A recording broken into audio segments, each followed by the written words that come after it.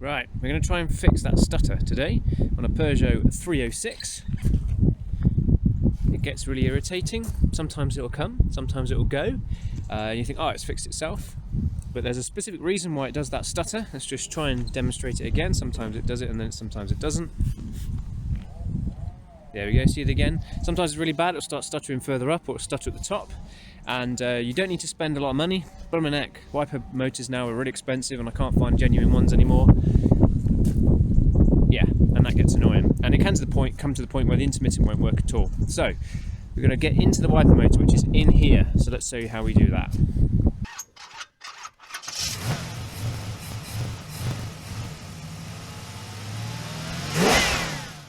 Tools for this job include an array of little screwdrivers and picky things, quite handy. Plastic, a little trim removal screwdriver.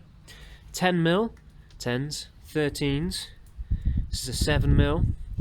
This is a T20 torx. Could be a screwdriver or whatever. Bit of scotchpad, bit of scotchpad, whatever you call it. Pliers, some multi-purpose grease. Probably a rag and some brake clean or contact cleaner too. But that's your basics.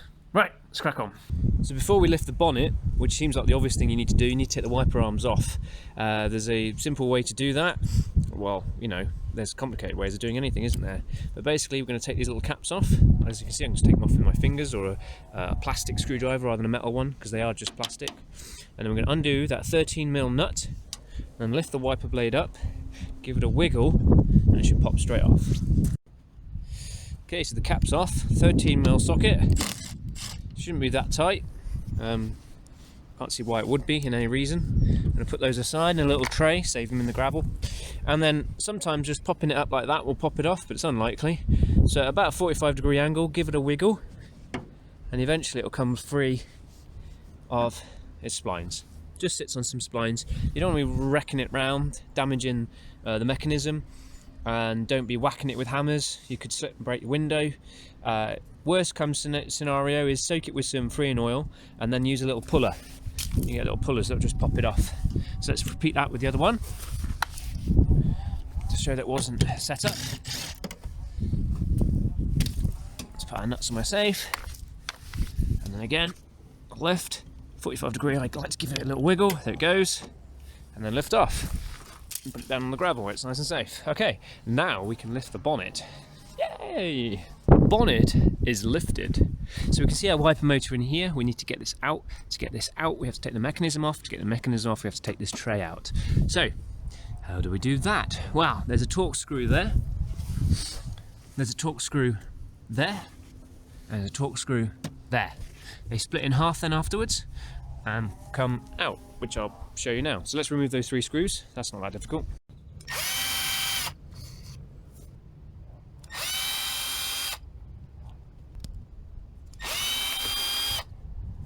Grabs on my safe. I don't find pockets to be safe. This has a little spacer with it, as you can just see. So I keep that one safe. All right. And then they split, so one sits on top of the other, so we've got to take this one off first. And it slides onto the windscreen, so slide forward like that. Now, there we go. And really the only reason we've got to take that one off is to get this one off, because it sits on top. There we go, wiggle me free. Okay, we're getting somewhere. So 13mm, 13mm, 13mm, this plate comes off. 1, 2, 3. Be careful you don't damage glass. 2, 3. All the same size, but they have different washers, so keep them, you know where you're doing with them. Plate comes out. Nice plate. Don't eat your dinner off it. Okay, we're getting closer and closer. So you'll note there is a couple of bolts here. 1, 2, 3, 4, 5. All 10mm heads and a little plug. I tend to, because I get these bolts out and I rip the thing out, I tend to undo the plug first. You need to push down on that pin in the middle, like that, and then pull this section off. Might need a little screwdriver for it, might not. I think I do. I think I need a little screwdriver just in the middle of that. Or use my plastic screwdriver, as I was talking earlier. Wow, it's like a trim clip removal tool thing. Push that down, and then one-handed is proppy. Yeah, well, we did it. But one-handed is pretty tricky, to be honest, especially if you're DIY and you're not used to all these tools. Right, that's disconnected. Now we undo these 10s. As you can see, that's an awkward one at the top, so you do it from this side. Bang, bang, bang, bang. All right, so one out of there, one out of there, one out of there, one out of there. These are all of the same size. There should be 5 of them in total. There we go. A little note I would make. You can see a little arrow here. I don't know if it's relevant, but I've often seen an arrow here. Kind of points to where you want to point this piece here. But I tend to get a little screwdriver or like a pointy thing and just scribe where these arms go, just in case it all falls off and you're a bit confused. So we'll do that now. So here's our pointy scribey thing. Just going to put a line like that. A line like that. Just on that casing. And then there's no doubt I know where that arm's going. And do the same on that one there. Could use a paint mark. Like that.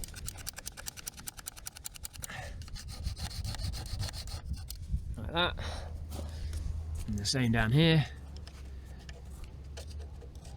So I'm just marking round exactly where the arm went, like so. Okay? Should be self-explanatory really, but now this whole mechanism will lift out. Just be careful you don't damage your bonnet on the top bit there. There we go. And we're out. So, let's take this to the workbench, get the motor out. Well done. Oh, have a cup of tea, because victory. Yay!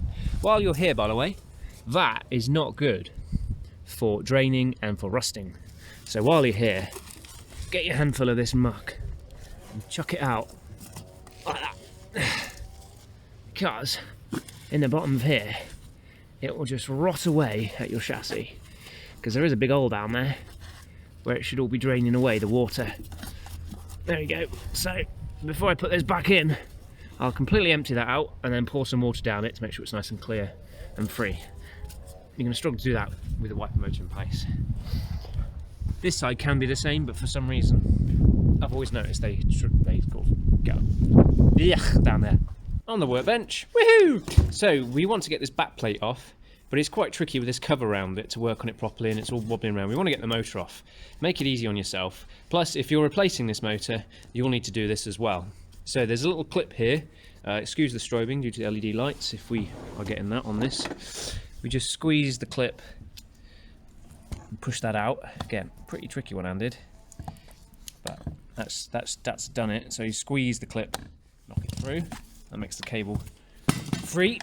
And then up here, I'm going to undo that 13mm. Now you could rotate this to get to it, or with a spanner, and then we're undoing those 3 10mm, and that'll get the motor off. So I've manually just rotated it a little bit on here. Now, it's worthwhile not making a mark on the nut, which has a little spring washer, but make a little mark from the motor reference to the arm reference. I'm going to do that again with the scribe, and then we put a little lever. I'm going to try and pop it off the motor. It's a pretty tricky bit, this. It's often quite tight on there, so 2 levers, 2 screwdrivers, just popping it up like that will do the job nicely. With that popped off, that actually wasn't too bad. We can now get to the 10s, the one behind there, like that. 1. There is 3. 2. 3. My camera work in my left hand with 2 fingers is amazing. And then you'll notice the mechanism lifts off the motor, and we'll be able to get that plastic shroud off it, like that. Just get off. And it's the original Valio motor, by the way. I'd not mentioned that earlier. Just get off the plastic cover. Just get off. Get out of there. Just thank you. Woohoo! We have a motor. And then I find it's just easier to inspect everything. You know, have a good look at your motor. If you're replacing the motor and you now have a replacement in your hand, a new one, well, this is the turning point of now putting it all back together again. So, all the best with that. No, obviously fitment is the reversal of removal. Got that right this time. But we're going to try and service it or repair it. So we're going to put it in the vise so it doesn't move. I'm going to take this back plate off. If I remember rightly, they're 7 mils, but I'll confirm that in a second when I've used the wrong one and then found the right one. So I was right, 7 mil. Last one to come out. Don't lose those little bad boys. And then the plate should gently lift up. Be careful, just good idea to observe these wires. Sometimes the solders go dry and come free, so if they've done that, you're going to need to resolder them. If we lift the plate up, we're going to find what looks quite scary, you know, but it's not, honestly. Let's just reposition a little bit. We'll talk about what we've got going on in here. So, essentially what we've got going on here in the motor is 3 tracks. One for normal speed, one for fast speed. And then you've got an outer track, which is finding its stop-start position, or stop and starting it. And they tend to wear out. The fins here tend to wear out. You see the grease is ancient. So what we're going to do, we're going to try not to damage this seal here, because I haven't got a spare one. We're going to scrape out as much of the old grease as we possibly can, that's gone all black, yeah? See that?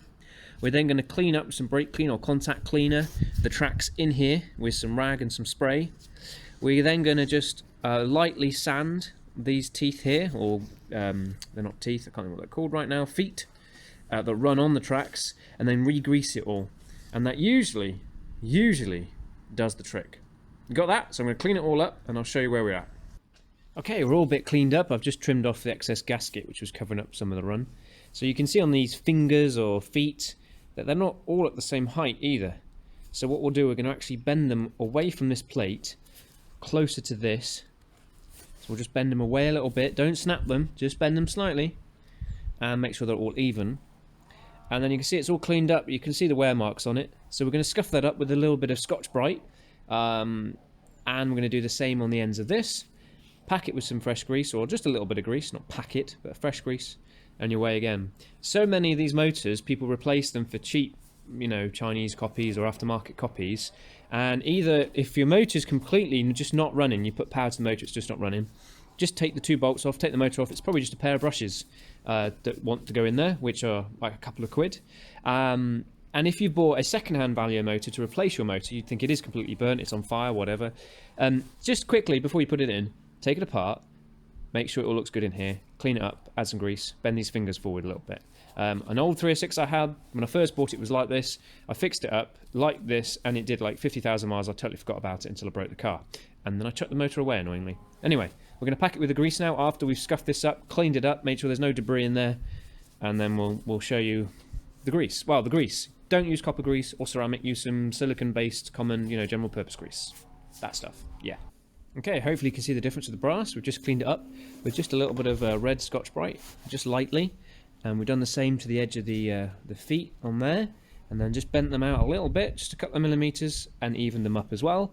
And now we'll put some grease in it and put it back together. Multi-purpose grease, absolutely fine. Don't use copper or ceramic. That would be my advice. Who knows if I'm right or not. But there we go, that's what I'm going to do. The seal, don't panic too much about the seal. It's not like it's holding everything like water or fluid or oil in, but obviously it's going to prevent essentially moisture getting in here and ruining this inside. So if it is a bit damaged, add a little bit of easy gasket, but just a thin amount, or a little streak of grease all the way around will help give that weather seal. Top tips from someone who has no idea what he's talking about. Suitably greased up. I've tried to ran some grease down the back there into that worm gear area. That having to pop all this out, it gets a bit of a faff. Doesn't look too bad, they don't look too worn. So it's a nice little slather of grease everywhere around the seal. And let's send it. Pop it down, screw it down. Be careful you don't over tighten these little 7mm. I don't know the torque setting for these, but do it by hand because it's a little aluminium cast housing, and you know you could easily snap them off or ruin the thread. So go steady, all right? This isn't holding a wheel on. Oh yeah, and to know you've got the tension right on these feet that you've just bent out a little bit, you can see that the cover naturally wants to spring up. You see that? If it doesn't, if it just sits straight down again, you know that there's not very much tension between those feet and the tracks. So you want a little bit of spring, all right? It shouldn't be a force, obviously, to push it down. You've bent them too much, but there should be a nice bit of spring. You've done good. Well done. Now, you don't have to do this. You might think, I've accomplished a lot here. I'm going to put it back together. But while I'm here, I'm just going to grease up all the unions. It's been like 24 years or whatever, how old this car is now. 23 years, 130,000 miles. So maybe it wants it. So you just pop off the unions with a lever bar. I would do one at a time so you don't forget where they go. Put a nice bit of universal grease on there. Pop it back down again. You can even do these shafts. It doesn't feel too bad. but there's a little circlip on the back, that pops out, put some fresh grease in, put it back together. The motor will thank you later, and this will then probably last you until the end of your car. Definitely for me. And there we have it, all back together, greased, cleaned up. Not necessary, but it's nice to do it while you're here. Motor's back in its position, back in the same place on the arm to the motor and the motor to these arms, just to be sure. It does essentially put itself back where it needs to go, but I like to just put it back exactly as I found it, because I knew it was in the right place. So just fitment, reversal of removal. So put this in the car, bolt it down, plug it in, make sure it works, and then put all the other bits of trim and the arms on and everything. Yeah? Cool? Fine. Right, let's have lunch, get back, fit this, be happy. And the final piece of the puzzle. Line it up. There we go. Done. And if you're ever wondering if you've got this confused, the twisty arm, see that one's straight, this one's twisty, goes on the driver's side, or this side. Let's test them. Nice. Make sure they sit at the bottom, park at the top in the right spot. Take them off, adjust as necessary. Kindly the weather's now raining, so we put on the rain sensor and check that it doesn't skippity skip. Nice. Sweet. If anything, I think that driver's arm could actually come down a hair, to be honest, because it kind of overlaps at the top there. So we might go for some adjustment there, but you also don't want them touching at the bottom. Cool, that's how you do it. Yeah, nice and smooth. Well done everyone, you've just saved yourself some money by either not paying someone to replace that motor for you, or you haven't even had to buy a motor. Winning. Beautiful.